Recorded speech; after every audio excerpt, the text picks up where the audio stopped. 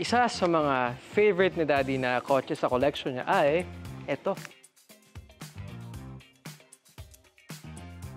Ito, isa sa mga pinaka-rare na mayroon ako. Okay. Ito yung lumilipad siya eh. So pagka pinrest mo to, binili ko to. Cut mo na, cut.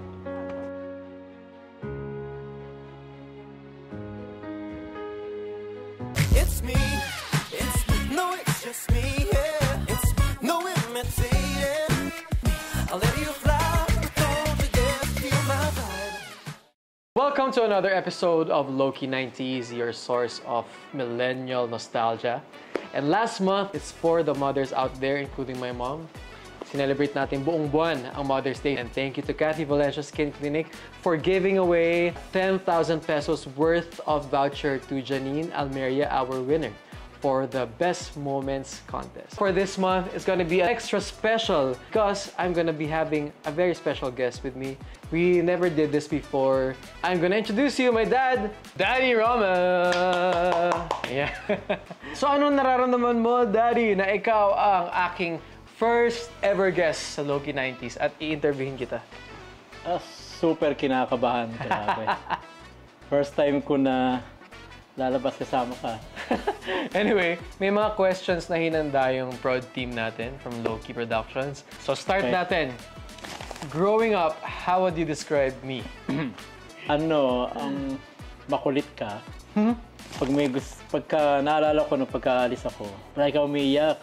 Ayaw mo akong alis ng bahay. Naalala ko rin, maliit ka pa, palagi ka nawawala sa bahay.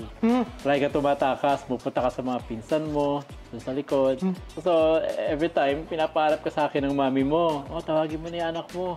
Baka nandun na naman yan sa likod, kina Kevin, ganyan-ganyan. Hanapin nga kita hanggang malibot ko na lahat doon, di kita makita. Palagi yun. Pero correction, napakahigpit kasi sa akin nila growing up. Sobrang OA.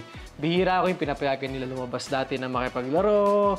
Kaya tumatakas lang ako para, alam mo yun, para ma-experience ko yung nakikita ko sa mga labas na ginagawa ng mga kabataan. Kasi nga hikain ako gawin. Hindi, saka kasi pagka lumalabas ka nun, pagbalik mo, lagi ka lang may sakit. O kaya pagbalik mo, may sugat. Kaya siguro ganun mami mo, mahigpit. Bata ka pa, mahilig ka na kumanta. Yun ang naaalala ko. Palagi tayong nasa national, nasa ganyan, lagi ka nabili ng song hits. Bumili tayo ngayon ng song hits. Babalik tayo after 2 days, bibili ka na naman ng song hits. Ang lagi ko sinasabi sa iyo noon, bibili ka na naman ng song hits. Ayan din naman laman ng isang binili mo. Kasi siyempre, makulit ka nga. Wala naman kaming choice, kundi bilhin din yun, yung song hits na yun. So, yun yung mga time na nakikita namin na mahilig ka sa music. Okay, so I became a fan of the 90s. Sobra ngayon talaga, doon umiikot yung yung core ko as a person, as a musician. Pero ano ba dati sa tingin mo yung nag-change mula 80s sa 90s? Kasi si Daddy naman addict sa 80s. As in addict na addict. Binging-bingi ako mula umaga. 80s yung pinapakinggan niya, pati sa mga gamit, sa toys. Sa bahay, sa kotse, alay ko music. 80s. New wave. New wave music, 80s. Kahit nga yung mami mo nun, nabibusit na. Wala ka na ba ibang pwede patugtugin kundi yan, paulit-ulit na lang. Kasi nga parang hindi na ako makaalis dun sa generation ko na yan. So kung titignan mo, yung binigay mo sa akin relo, kaya gustong-gusto ko to is actually 80s to lumabas. Itong Casio na may calculator. Bago ko makalimutan sabihin, bukod doon, nung 80s, mahilig din ako mag-DJ. Kaya very particular ako doon sa mga new wave music kasi yun ang ginagamit namin before. Yung mga plaka ng new wave, ganyan, yun ang ginagamit namin pang-mix. Tapos last year, niregaluhan ko si Daddy ng pang DJ kaya tuwan-tuwa siya. Tawa ako, niregaluhan mo ako nung Pioneer. Oo. Kaya ang nickname na niya nun, DJ Roms.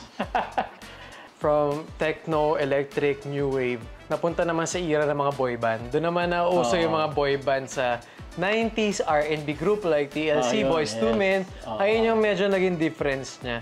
Bukod sa pagiging super fanatic ng 80s music or new wave, mahilig ka din mag-collect ng vintage cars, toys, and I think doon ko naman na yung akin. Last episode naman, pinicture ko yung mga ibang toys ko. Ikaw naman, ano naman itong mga nandito? Itong mga toys na to, halos lahat to, like, may connection sa teenage years ko. Meron din naman from elementary years ko.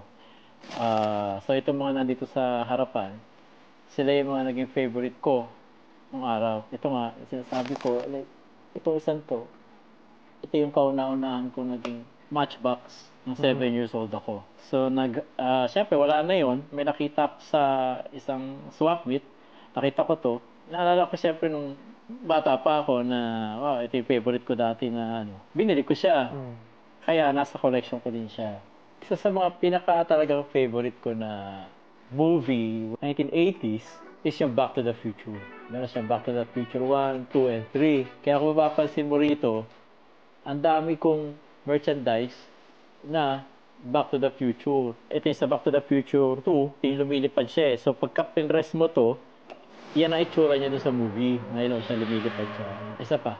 Sige, sige, bilis. Actually, nung hindi ka pa pinapanganak, ito yung favorite namin na video game ng mami mo. Favorite ko din yan. Parang alam ko hindi ka pa pinapanganak noon. Parang naging mission namin ay makuha ang princess. Yung time na yon. So, kaya gusto ko din si Super Mario. Tatanungin niyo kung anong favorite game ko of all time video game. Super Mario din talaga. Especially talaga? number 3. Yung lumilipad siya sa buntot niya. Ito, kaya meron ako nito. Etong bahay na to, ito yung naalala mo, 2019, ito yung eksena dun sa bahay nila eh. 2019, pumunta tayo ng US noon. Birthday ko. Pagka-landing natin, ang request ko, pumunta tayo dun sa set, gustang sinut ang Fast and the Furious. Kaya pinuntahan natin ito. May picture pa nga tayo. Naalala mo, di ba? May picture tayo nito. Saka ito lang yung movie na pinanonood natin ng mami mo na tayong tatlo. Parang every time na lumalabas ng Fast and the Furious, kasama na yun sa schedule ng mga lakad natin. Kaya manood tayo. Ito, sobrang rare naman ito. Na-acquire ko to through isang good friend kay Vic Reyes. Kasi alam niya, meron akong ganito na totoo.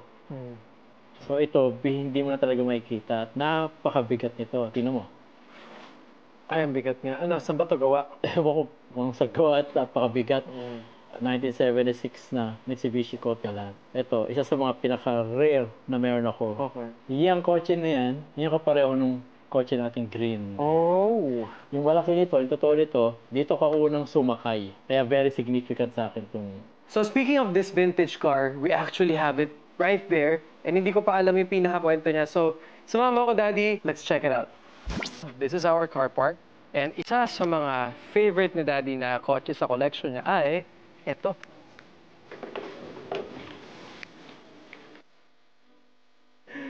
So, yan. Marlo, this is 1976 Mitsubishi Colt Galant. Isa to sa sikat na kotse way back nung 70s and 80s sa atin sa Pilipinas. Siguro, tataka ka, ba't tayo meron nito? O ba't ako meron sa collection ko nito ng mga lumang sasakyan? Actually, binili ko to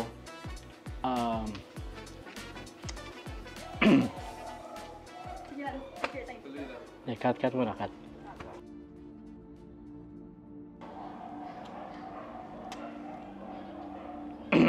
Okay, game. Actually, binili ko to right after mawala ang mami mo. Noong time na nawala siya, na-depress ako, ganyan-ganyan. So, since mahilig nga ako sa mga lumang kotse, naisip ko, might as well na bumili ako ng tribute car para sa kanya. Kaya ako to binili. So, itong particular na kotse na to, same style, same model, ito yung kotse natin nung bagong pinanganak ka. Like, dito ka namin nilabas sa hospital. Same type ng kotse na to. Baby ka pa na nung ginagamit natin to. Less than, basta mga, hanggang sa like 2 years old ka, ito kotse natin. So, yun ang reason kung ba't ko to kinuha, like, tribute para sa mami mo. At the same time, ito nga yung isa sa pinaka-favorite ko na body style ng mga lumang kotse. JDM version siya. So kaya ang side mirror, ang mirror niya is nasa fender. Japanese style. Tapos okay pa naman lahat siya, naka-chrome lahat yan. Medyo nasira na yung mga emblem niya sa tagal. 4 doors siya. Tapos actually yung upuan nito, hindi na siya original. Pero yung upuan niya is galing pa rin sa mid-80s. Yung upuan na yan. Then kung titingnan mo dito sa loob, yung pinakaano niya, stereo niya. Stereo pa noong 1975. Gano'n nakaluma yung radyo niyan. Ang tawag dyan is Pioneer KP5. Tapos ito yung mga nauso din dati nung like early 80s na parang Recaro style na upuan. Sa lahat ng mga naging luma ko na sasakyan, ito na yata yung tumagal. Like 5 years na simula nung nasa atin to. Yan! So actually, that was fun. And first time ko marinig yung story na yun, yung sa pagbili mo ng car. Kasi pagka bumibili sa daddy ng mga kotse, hindi ko na tinatanong. Kung namana ko sa kanya yung pagiging mahilig sa toys, hindi ko namana sa kanya yung pag-collect ng cars. And it's nice to know na yun pala yung background ng kotse na yun. Kung mapapansin mo, Daddy, meron tayo nito. Salitan tayo magbunot, tapos sagutin din natin yung question. Hindi ko alam kung ready ba ako or ano. Ano madalas yung pagtalunan? Ako, ang dami. Kasi hindi ka nagpapatalo eh. Siya din. Eh, hindi din ako magpapatalo kasi nga. Sino mas mainitin ang ulo?